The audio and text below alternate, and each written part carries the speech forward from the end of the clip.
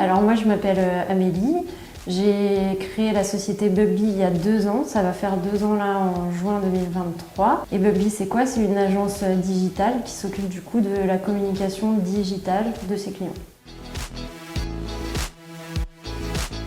Je veux aussi bien avoir du voyage que de la restauration. J'ai du coup 2 restaurants. Je suis pas spécialisée dans un domaine d'activité. J'ai du coup des clients dans différents domaines. J'ai toujours été dans des services comme marketing dans mes différentes expériences. J'étais partie à Londres dans une boulangerie-pâtisserie industrielle. Après, je suis repartie une 2e fois à Londres, mais pour un stage plus long de plus de 6 mois cette fois-ci chez Liber. Et après, je suis aussi partie en Allemagne pour mon stage de fin d'études, toujours au service marketing pour une filiale du groupe Ager. J'ai travaillé en agence de communication. D'abord en Allemagne chez l'annonceur, pas en agence, chez le groupe Orientis, c'est les marques Cusmiti et Love Organic. Et après, je suis arrivée en France en agence de communication. J'étais toujours chef de projet. C'est un peu le chef d'orchestre finalement d'une équipe. Ça veut dire que tu fais le lien entre les créas qui produisent concrètement des choses et les clients. Donc ça veut dire que tu es en charge du planning, de respecter les délais et en même temps de briefer les gens en interne sur les attendus. Pas mal de choses se sont passées dans ma vie perso qui ont fait que je me suis dit je veux pas avoir de regrets et donc j'essaye, ça marche pas.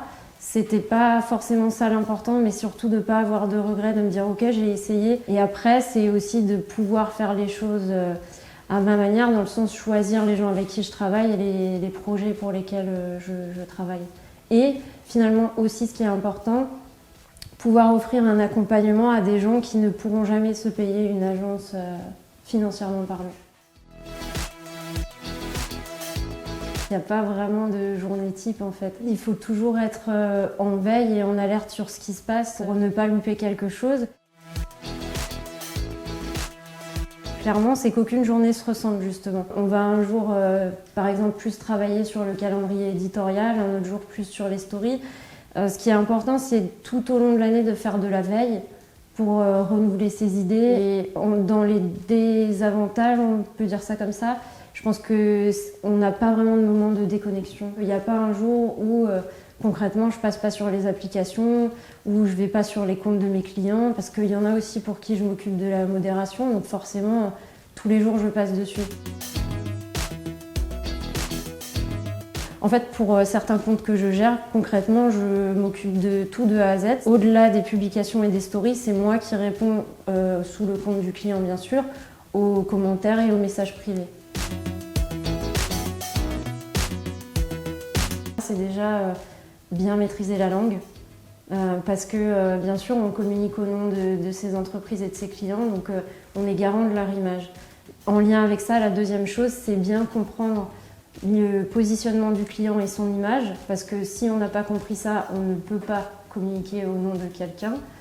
Et la 3e chose, c'est selon moi l'organisation. Et la 4e chose qui m'a été remontée par plusieurs de mes clients, c'est le fait d'être perçu par mes clients comme un membre à part entière de leur équipe. Je pense que c'est indispensable, oui. Après, ça dépend toujours du domaine d'activité, mais de façon générale, c'est une façon aussi de trouver des prestataires ou des clients, et je pense que de ne pas y être, ça peut plutôt être néfaste. Il n'y en a pas vraiment, c'est vraiment de faire des recherches, nouveautés Instagram, nouveautés LinkedIn, que faire sur TikTok. Enfin, c'est hyper important pour moi, il faut faire ça. Le blog du modérateur en fait partie, mais pas que. Je pense que c'est important de diversifier les sources et après de trouver ses propres moyens de fonctionner. J'écoute aussi pas mal de podcasts. Pro, moi j'aime beaucoup LinkedIn. J'ai besoin toujours d'apprendre des choses et je trouve que ça me nourrit intellectuellement. Et en termes après perso, mais c'est aussi pro finalement, ce serait Instagram et TikTok. En termes d'organisation, moi j'utilise Trello.